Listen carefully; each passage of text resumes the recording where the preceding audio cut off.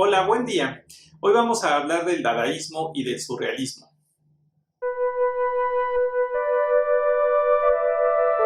En 1919, la revista alemana Der Dada le preguntaba a sus lectores algo muy interesante. ¿Qué es el Dada?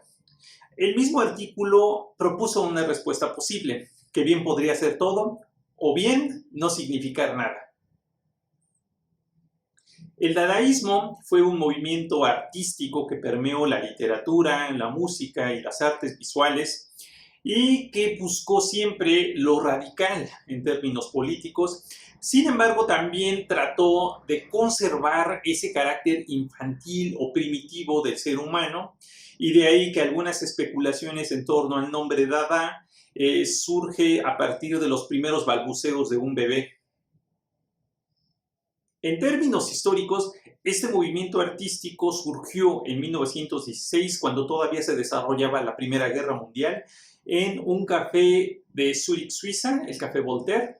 y entre sus principales integrantes se encontraban artistas de diferentes nacionalidades que, bueno, terminaron en ese país neutral a causa del conflicto bélico, exiliados de sus países de origen.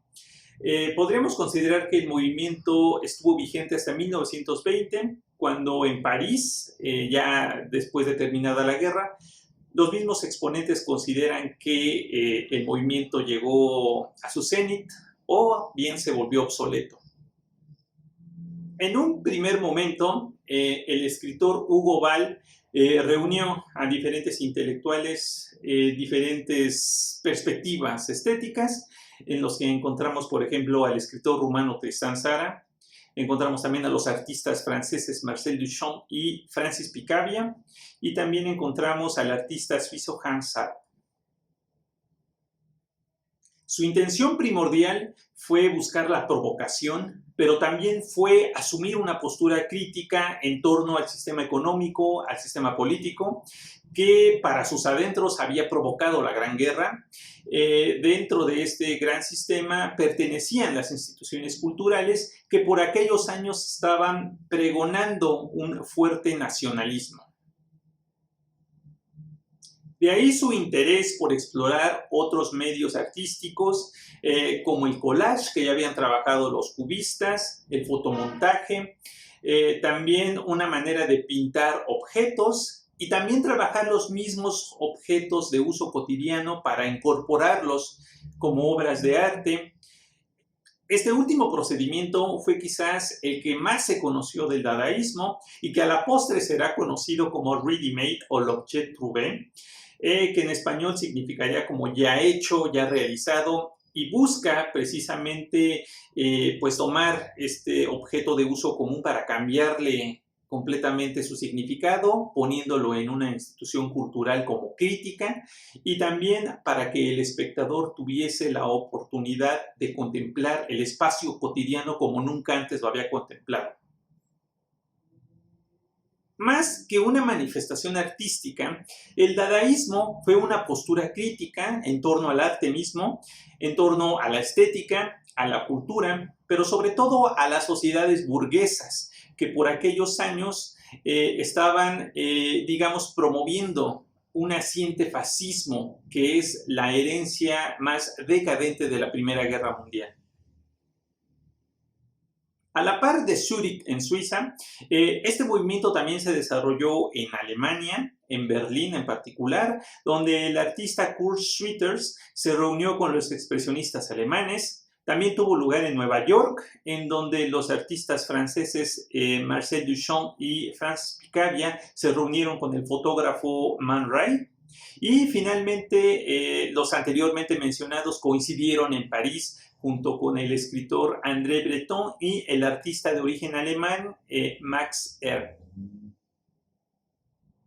En 1924, el escritor André Breton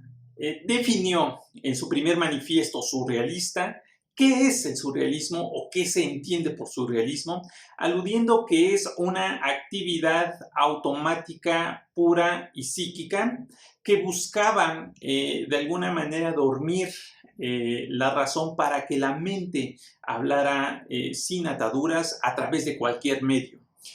Sin embargo, bueno, la misma palabra surrealista ya había sido empleada desde 1917 por el también poeta francés Guillaume Apollinaire con una, digamos, intención parecida. Al igual que el dadaísmo, este movimiento también se rebeló en contra de la sociedad materialista y autocomplaciente que en su visión particular había originado la Gran Guerra. Además de un movimiento de arte y de poesía, el surrealismo ofrecía solucionar los problemas de la vida cotidiana a través de una especie de adormecimiento de la razón que liberara las potencias de la imaginación y del sueño para estar más en contacto con nosotros mismos. El escritor André Breton, en el mismo primer manifiesto surrealista, retoma esta lectura de las ideas del médico austriaco Sigmund Freud, quien será el pionero del psicoanálisis. El movimiento tuvo su origen en 1925, cuando en la Galería Pierre de París se dan cita los artistas Hans Arp, Salvador Dalí, René Magritte, Marc Serres, Man Ray y Giorgio de Chirico para hacer una exposición colectiva que hablara de una interpretación de los sueños. Giorgio de Chirico, un pintor de origen italiano, buscó dentro de su pintura esta representación onírica a través de una revaloración pictórica del arte renacentista y de los cánones clásicos. Por su parte, el artista francés Man Ray continuó con la manipulación fotográfica con la finalidad de inferir en esta cuestión de realismo con el que se había dotado a la fotografía desde finales del siglo XIX y que él buscaba romper de alguna manera al superponer objetos o imágenes que infirieran en el resultado de la imagen. Marc Serres se inclinó por una experimentación matérica y de color en la pintura, al igual que su colega Joan Miró, quien también tuvo una notable participación dentro de este movimiento. Salvador Dalí, pintor de origen español, buscó retratar en su trabajo lo sobrenatural, lo fantástico y lo neurótico, aunque también siempre conservó esa postura y activismo político, generalmente de inclinación comunista, y también con una técnica pulcra similar a la de Giorgio de Chirico, heredada también del Renacimiento, y él se referirá a sus obras como retratos de los sueños. Finalmente, el artista belga René Magritte, también con una depurada y convencional técnica pictórica, buscó separar el concepto de realidad de la pintura, a pesar de conservar ciertos elementos del arte clásico,